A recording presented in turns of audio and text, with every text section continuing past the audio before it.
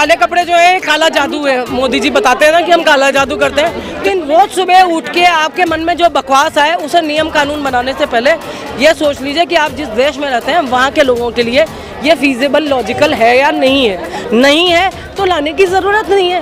इतने जिद में आने की क्या बात है कि मैं प्रधानमंत्री हूँ, मैं तो ये करके रहूँगा, तो कर लीजिए। जो पहले कहते हैं सीबीआई तोता है, वो ये तोता, गधे, कुत्ते, बिल्ली जो भी है वो ये है कि जो कहते हैं शू। मैं असल में मैं लॉयर हूँ, मैं बोलना नहीं चाहूँगी, मैं बोलना नहीं चाहूँगी।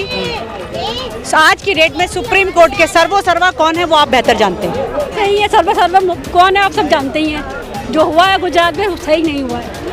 देखिए किस तरीके से ये खाली पड़ा सिलेंडर उठ रहा है। भरा हुआ होता जब 450 में सिलेंडर भरे होते थे तब स्मृति ईरानी बूथ पे ले बैठा करती थी। क्या बोलते हैं, भाजपा की सरकार में जितने भी मंत्री महिला नेत्री हैं वो बूथ पे ले बैठती थी। वो 450 का भरा हुआ सिलेंडर जो उनसे उठाया भी नहीं जाता।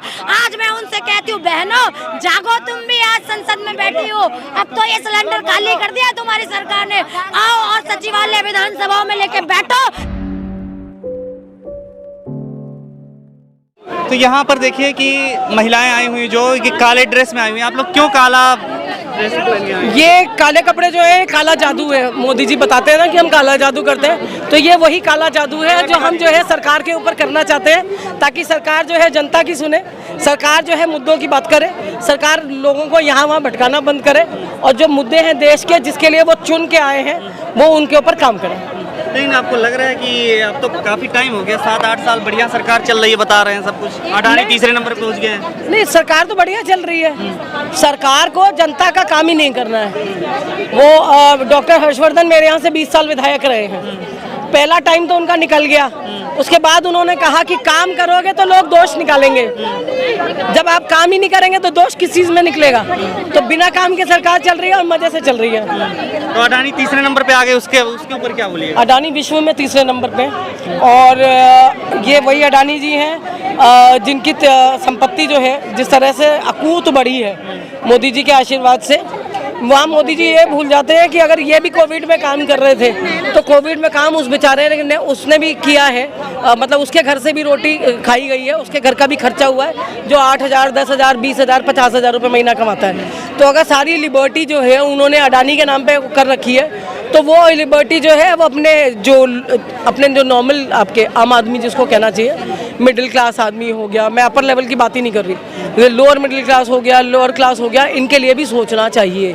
महंगाई जो है असर आपको करे ना करे, लेकिन 1,000 जब आप सिलेंडर का लिखते हैं ना लिस्ट में तो महिलाओं को बहुत चुभता है। तो हमारी सिलेंडरेला जब बैठती थी सिलेंडर के ऊपर उस टाइम भूल जाती थी कि आज 1,000 रुपये हो गया है। कम से कम आप अपने सरकार से खड़े होकर ये कह सकते हैं कि इनके दाम थोड़े से तो कम किए जाएं।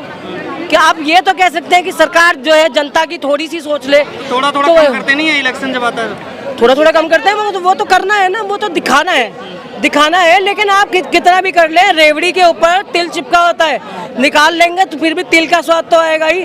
तो आपने वो उतार भी दिया तो लोगों को महंगाई पता चल रही है। 4 तिल उतारने से ये नहीं होगा कि महंगाई कम हो गई।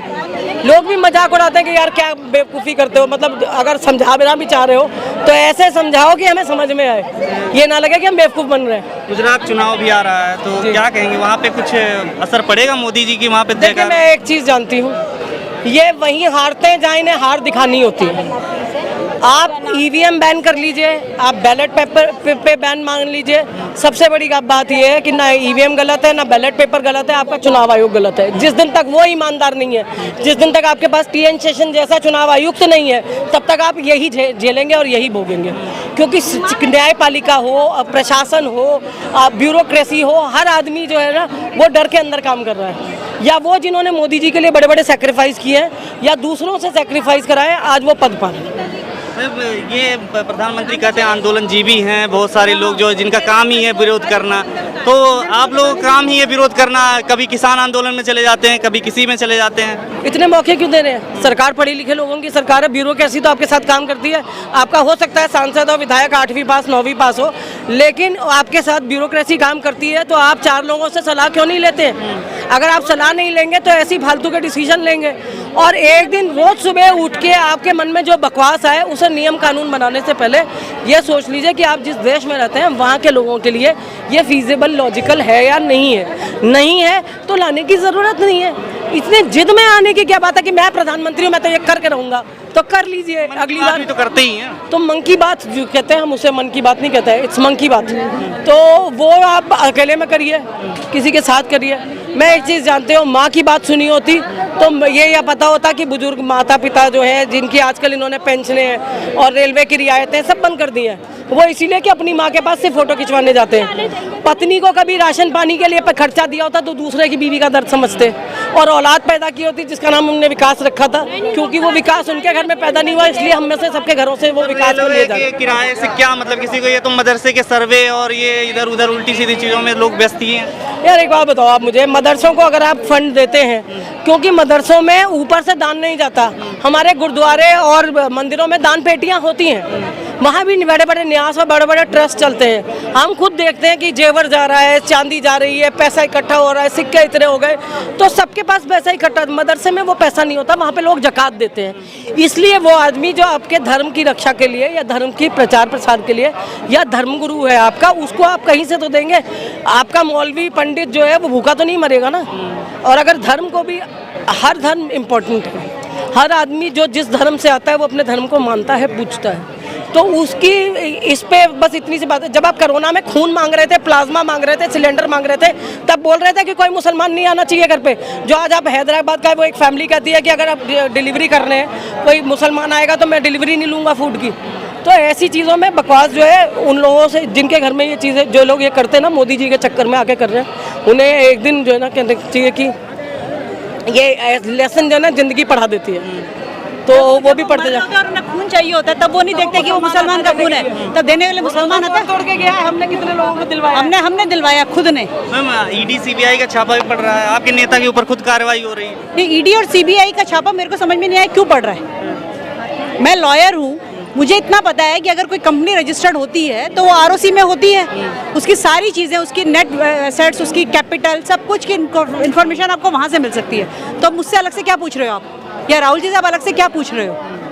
तो वो बेसिकली हैरेसमेंट था। जो पहले कहते हैं सीबीआई तोता है, वो ये तोता, गधे, कुत्ते, बिल्ली जो भी है वो ये है कि जो कहते हैं शू, तो शू करते शू हो जाते हैं। क्या कह रहे हैं? मैं आपको सिर्फ इतना कह रही हूँ कि आप ईडी के भी किसी भी ऑफिशियल से ये पूछ लीजिए, सीबीआई के ऑफिशियल से पूछ लीजिए थे कि जिस दिन राहुल गांधी आए थे या जिस दिन सोनिया गांधी आई थी, आपने क्या सवाल किए थे। मैं आपको गारंटी दे रही हूँ कि ये गांधी परिवार एक ऐसा परिवार है जिसके आगे खड़े हुए आदमी का हाथ बंध जाता है, नरेंद्र मोदी के हाथ के ऊपर हाथ आ जाता है, यानी सम्मान में उस परिवार का सम्मान है। एक सवाल भी अगर किसी ने पूछा हो ना तो मैं अपना नाम बदल लूंगी। सुप्रीम कोर्ट से तो क्लीन चिट मिलती जा रही है, किसको? फाइल्स भी बंद हो गई गुजरात की। अब मैं असल में मैं लॉयर हूँ, मैं बोलना नहीं चाहूँगी, मैं बोलना नहीं चाहूँगी। आज की डेट में सुप्रीम कोर्ट के सर्वा कौन है वो आप बेहतर जानते हैं। ठीक है, आप मैडम क्या कहेंगे? भाई भी सही है, सर्व कौन है आप सब जानते ही हैं। जो हुआ है गुजरात में सही नहीं हुआ है। बताओ सर क्या कर सकते हैं? सर मैं राजस्थान डिस्ट्रिक्ट सीकर से हूँ, तहसील लक्ष्मणगढ़ है, मैं एक नगर वार्ड पार्षद हूँ। देश को 4 ही आदमी चला रहे हैं, 2 बेच रहे हैं और 2 खरीद रहे हैं। सिर्फ 4 ही आदमी देश को चला रहे हैं। आज हमारे राजस्थान में गैस सिलेंडर 1107 रुपए में आ रहा है, जबकि कांग्रेस सरकार में 352 रुपए में मिलता था। इसलिए महंगाई पे हल्ला बोला हमने कांग्रेसियों ने, और हम कांग्रेसी महंगाई पे हल्ला बोलेंगे और मोदी सरकार को 2024 में उखाड़ करके फेंकेंगे। धन्यवाद। माला पहन करके अभी मैडम भी आई हैं, 3 करेले लेकर के। जी क्या कहेंगे, ये मतलब माला जो पहनने के लिए पैसे आ रहे हैं क्या? नहीं, माला पहनने के लिए पैसे नहीं आ रहे। हम एक ये सब्जी का प्रदर्शन कर रहे हैं कि आज एक गरीब आदमी सब्जी नहीं खरीद सकता। एक टाइम की सब्जी खरीदने के लिए कम से कम 200 रुपए चाहिए। मैम क्या कहेंगे आप जो है कहाँ से आएंगे? मैं उत्तराखंड के विकासनगर विधानसभा से महंगाई और बेरोजगारी की आवाज़ को लेकर यहाँ पहुँची हूँ और मुझे बड़ी खुशी हो रही है कि आज देश का सभी हमारे बुजुर्गों ने युवाओं के साथ अपनी आवाज़ मिला दी है। राहुल गांधी जी के नेतृत्व में आज देश के कोने कोने से यहाँ पहुँचे। उस पहुँचने की वजह है कि आज पूरा देश इस महंगाई से त्रस्त है, इस बेरोजगारी से त्रस्त है। आज हर घर में उस घर का चूल्हा बुझ चुका है। बेरोजगारी का ये आलम है कि हमारे नौजवान, पढ़े लिखे नौजवान आत्महत्या समस्याओं को मजबूर हो रहे हैं, उनके बड़े बड़े पेपर लीक हो रहे हैं। मैं उत्तराखंड से आई हूँ, इसलिए उत्तराखंड की आवाज़ को बुलंद करना चाहूँगी। वहाँ युवा, जो पढ़ा लिखा युवा है, वो आपने देखा होगा जिस तरीके से UKSSC मामले में किस तरीके से पेपर लीक का मामला सामने आया, बड़ी बेशर्मिंदगी की बात थी। कहीं ना कहीं 20 से ज़्यादा लोग गिरफ्तार उसमें हुए हैं, परंतु उसके पीछे जो बड़े बड़े मगरमच्छ बैठे हैं सत्ता में, विधानसभाओं में, सचिवालयों में, मैं चाहती हूँ आज इस महंगाई में जब हम यहाँ पहुंचे, बेरोजगारी की आवाज उठा के यहाँ पहुंचे हैं, UKSSC मामले में सुप्रीम कोर्ट की नजर में एक जांच कमेटी बने ताकि इसकी जांच हो पाए कि इस इतने बड़े घोटाले के पीछे, पेपर लीक जैसे इसके पीछे आके अभी CBI जांच का नहीं आया आदेश, SIT की जांच के लिए आए थे। मोदी सरकार कई लोगों के खिलाफ CBI ईडी तो कर ही रही है। अभी CBI जांच का UKSSC के खिलाफ नहीं आया था। हमारे नेता भुवन कापड़ी जी ने, उप नेता प्रतिपक्ष हैं, उन्होंने न्यायालय में इसकी दरख्वास्त लगाई थी, याचिका स्वीकार कर ली गई है। जल्द से जल्द इस पे जांच बैठेगी, परंतु ये शर्म आनी चाहिए। आज ये युवाओं का इतना गंभीर मसले पे स्वयं से मुख्यमंत्री, जो कि खुद में एक युवा है, उनको स्वयं से संज्ञान लेना चाहिए। सिलेंडर उठ गया है, क्या कहेंगे? आज देखिए किस तरीके से ये खाली पड़ा सिलेंडर उठ रहा है। भरा हुआ होता जब 450 में सिलेंडर भरे होते थे, तब स्मृति ईरानी बूथ पे ले बैठा करती थी। क्या बोलते हैं, भाजपा की सरकार में जितने भी मंत्री, महिला नेत्री हैं, वो बूथ पे लेके बैठती थी। वो 450 का भरा हुआ सिलेंडर जो उनसे उठाया भी नहीं जाता। आज मैं उनसे कहती हूँ, बहनों जागो, तुम भी आज संसद में बैठी हो, अब तो ये सिलेंडर खाली कर दिया तुम्हारी सरकार ने। आओ और सचिवालय, विधानसभाओं में लेके बैठो ताकि महिला होने की आवाज को अब सच में महिला नेतृत्व कहला पाओ। शर्म आनी चाहिए तुम्हें, धिक्कार है। खबरों में बने रहने के लिए फोरम 4 को सब्सक्राइब करें और नोटिफिकेशन पाने के लिए बेल आइकन दबाएं।